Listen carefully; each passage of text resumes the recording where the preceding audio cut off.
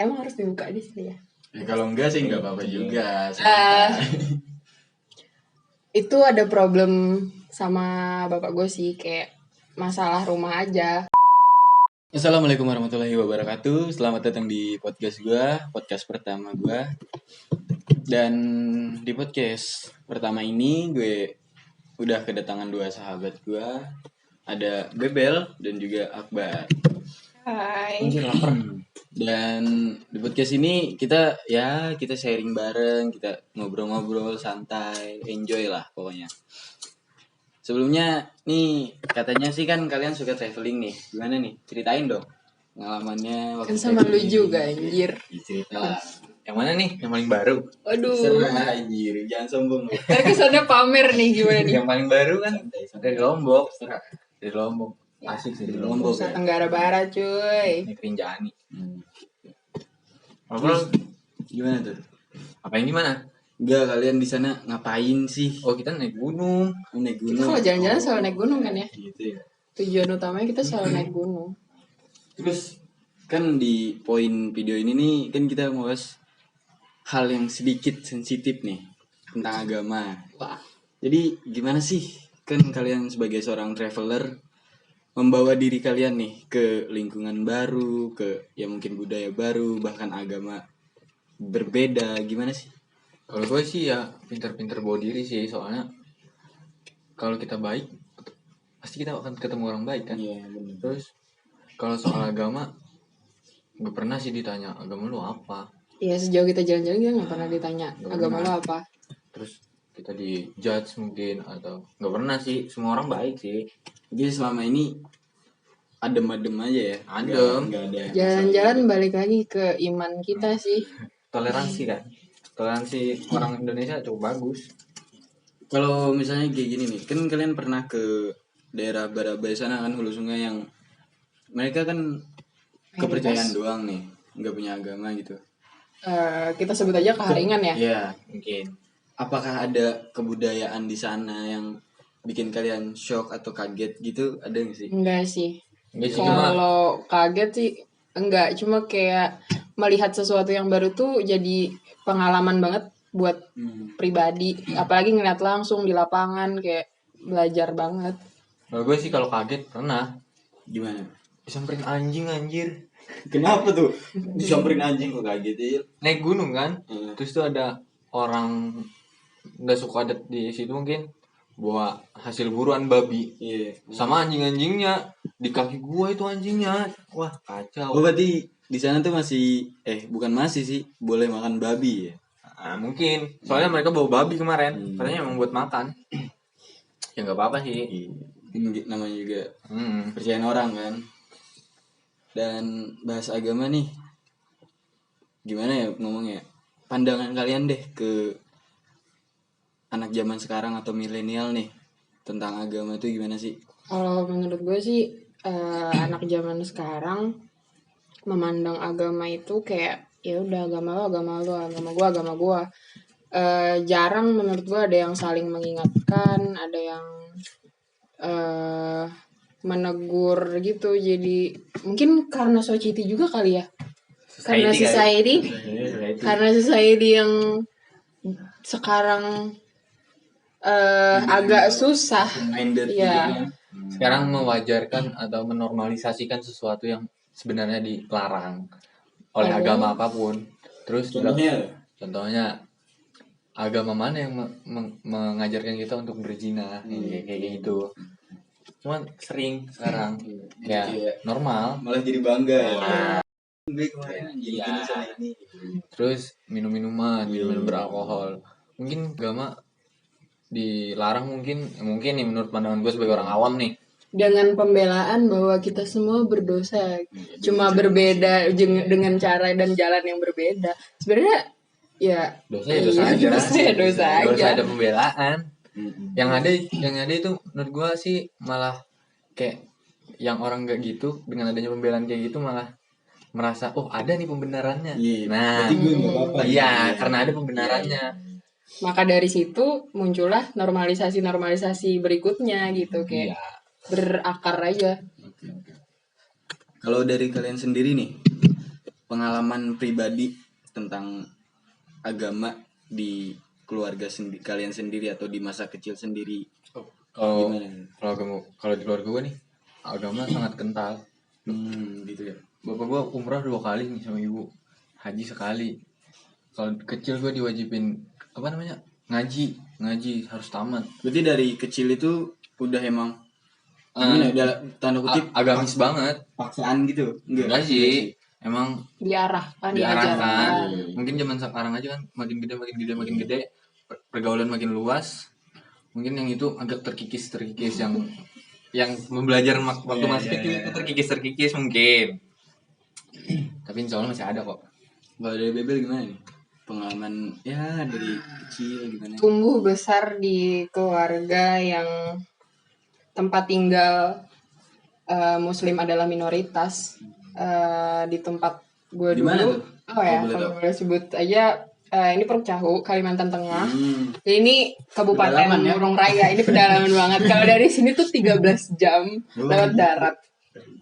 Jadi dulu tuh tetangga gue kanan Protestan, Katolik gitu. Jadi dan kalau misalnya hari raya, hari besar kayak Natal, Paskah itu gue ke tamu aja, kayak tamu ke rumah yang lagi Natal aja, main aja Itu gitu. menandakan toleransi di Indonesia sangat baik. Dan itu bukan keinginan gue sendiri, kayak diajak, enggak, itu kadang diajak ibu gue sendiri, bapak gue sendiri gitu.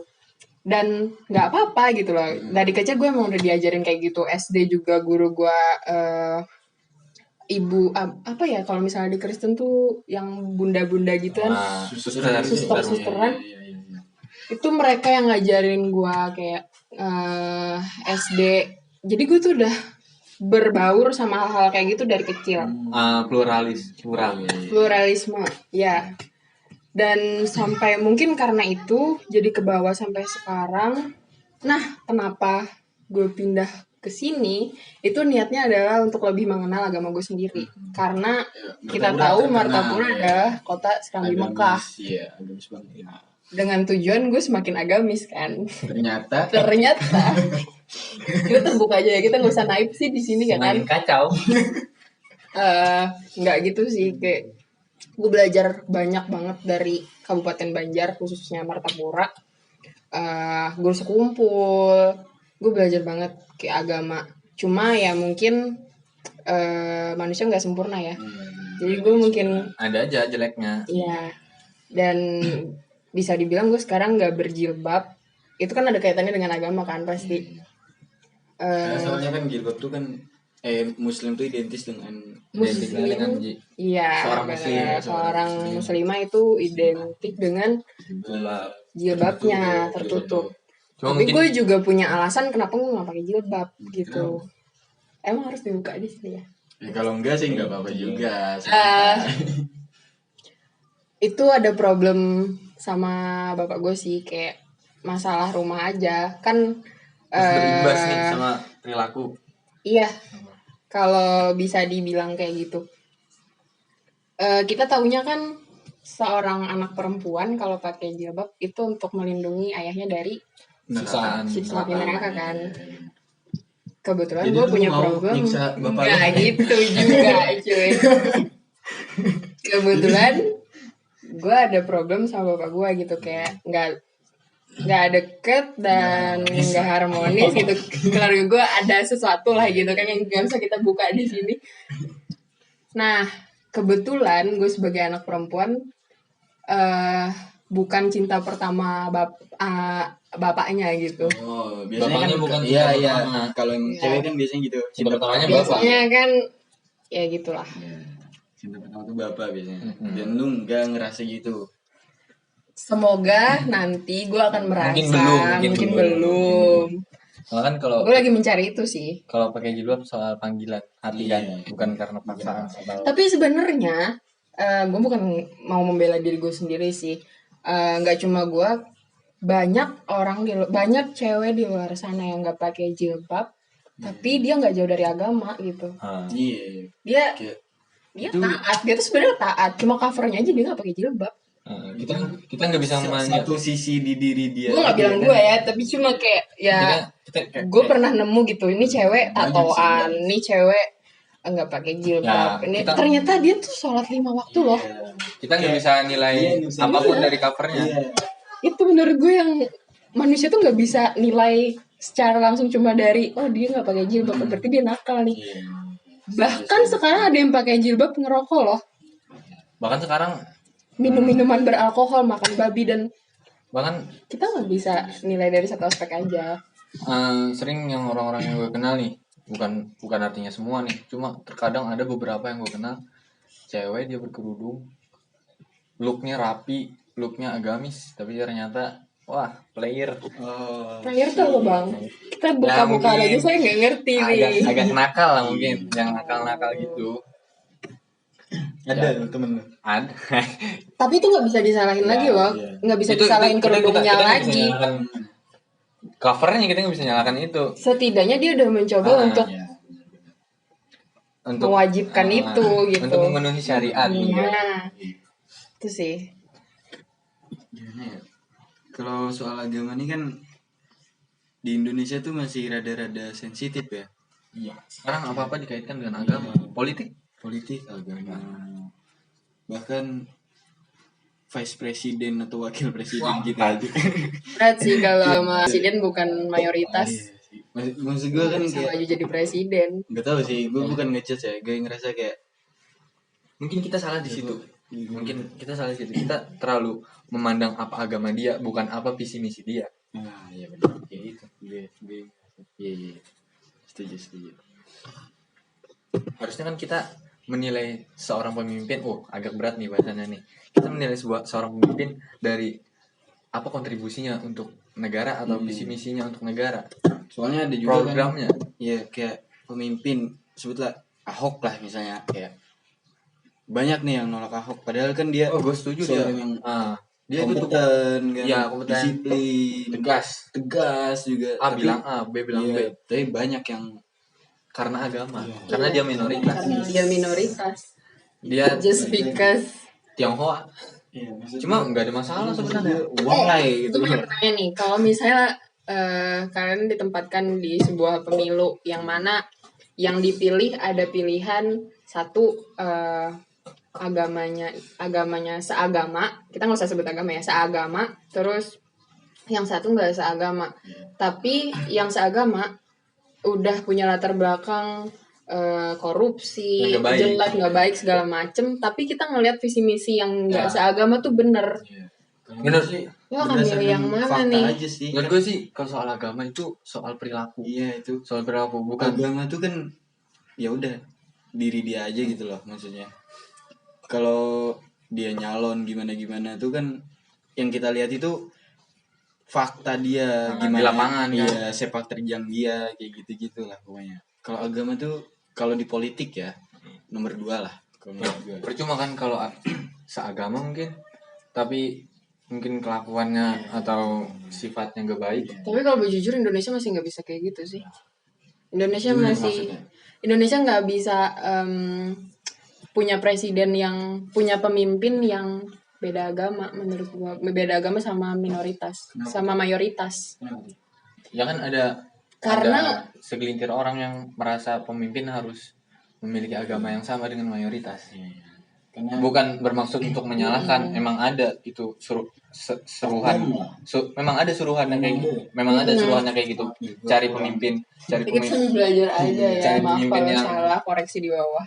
cari pemimpin itu yang seiman. baru Tapi tahu gue. kalau di negara kita kan mungkin ada yang lebih baik secara akhlak, mungkin secara sifat, secara kepemimpinan, gagal dipilih karena berbeda agama. Iya, Malah dipilih yang sama agama tapi belum kurang tidak ini. gitu. Iya. Tapi tidak mencerminkan kemusliman dia sebagai dan berperilaku. Mungkin itu sih menurut gua. Kalau balik lagi nih soal pergaulan. Pergaulan kalian sendiri gimana sih? Kalau Kalau gua hubungannya sama agama nih. mah baik-baik aja. Gua punya teman Kristen, gua punya mantan bahkan Hindu mantan gua. Terus Kristen, teman gue Kristen banyak. Ya sejauh ini fine-fine aja, nggak ada masalah. Makanya kita asik kok. Sering gue pernah naik gunung nih kan, teman gue beda agama, dia mau Natal hari itu tuh. Kita buru-buru biar dia bisa ikut Natal ke gereja. kita Jadi baru pulang tuh ya baru pulang, bahkan kita ngejar jalan satu hari satu malam full buat dia. biar bisa ikut Natal. Kejar tuh Natalnya. Kekejar, cuma dia dalam keadaan kotor habis turun gunung. Kalau agama tuh gimana? gue punya teman Protestan, Katolik. Kayak yang gue bilang tadi, gue dari kecil emang hidup di lingkungan yang biasa, yang udah terbiasa. Bahkan gue pernah nemenin temen gue ibadah di vihara gitu. Jadi gue masuk ke vihara. Nah, gue mau berbagi sedikit cerita lucu, bukan cerita lucu sih, fakta menarik bahwa di vihara itu kita juga bisa masuk sebagai kaum muslim. Jadi kita nggak apa-apa pakai jilbab nggak apa-apa, kita masuk aja gitu. Nah, itu yang menurut gue belajar sesuatu yang baru gitu. Iya. Kayak seolah kita tidak memiliki sekat atau batas karena perbedaan agama. Nah, meskipun kita muslim kan, kalau sekedar belajar ingin tahu agama lain kan ya iya boleh nggak apa-apa. aja kan. Iya. Selagi dalam hal yang positif, Iya. agama Gila, masuk buat nggak buat menyembah Tuhan itu ya nggak apa-apa sih menurut gue. Buat kan ya. selagi lu masuk ke tempat ibadah agama tertentu, selagi lu masih bisa mengontrol diri lu untuk tidak masuk ke dalam, untuk mempercayai itu juga, ya pengen aja. Tapi kalau goyah bahaya sih. Kalau goyah Patut dipertanyakan. Ini nge-record. Kalau gini nih, hal yang belakang ini viral banget soal stand up komedian Mongol, tahu kan? yang satanis itu ya. Nah, itu gimana pendapat kalian? Nah, itu bukan agama sih, itu lebih ke kepercayaan. Ada gitu loh di Indonesia tuh. Ada sih. Gimana nih pendapat kalian?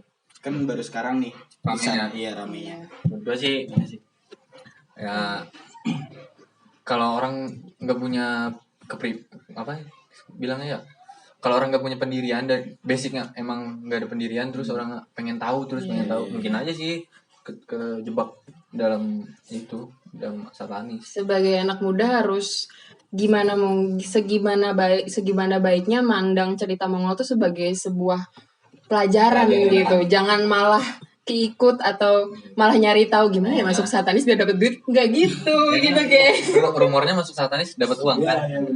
Rumornya. Nah, kalau anak muda yang nggak punya iman, bisa aja dia nyari-nyari yang kayak gitu terus kayak Mongol. Jangan bahas iman deh, nggak punya pendirian aja mungkin aja. Ya apalagi kan kayak dia cerita tuh kayak sering seks bebas, tukar pasangan. Kan anak muda sekarang kan gak jauh lah sama hal-hal menormalisasikan gitu. hal-hal seperti itu. Makin kayaknya asik nih ya, tertarik, jadi kayak bahaya banget kan jadinya. Ya emang pinter-pinter bawa diri, balik lagi sih. Kalau lu lemah secara mental dan kepribadian, apalagi iman, bisa aja. Karena menurut gue balik lagi, manusia tuh pada dasarnya mencari sebuah kebebasan. Iya. Kita di agama tuh diatur, padahal ya diaturnya untuk yang baik gitu. Semua tuh pasti punya alasan. Semua aturan itu emang sifatnya emang harus memaksa, menuntun kita agar lebih baik. Iya. Lagi nih. Lu ada niatan masuk satanis? Nonton Mongol. Gue denger kemarin mau beli kepala kambing. Enggak kayak buat stop. Kalau itu ya gimana ya, diri gue sendiri nih, emang gue bukan orang yang suci, bukan orang yang taat agama ya. Ya kita memposisikan diri kita bukan sebagai orang yang paham agama.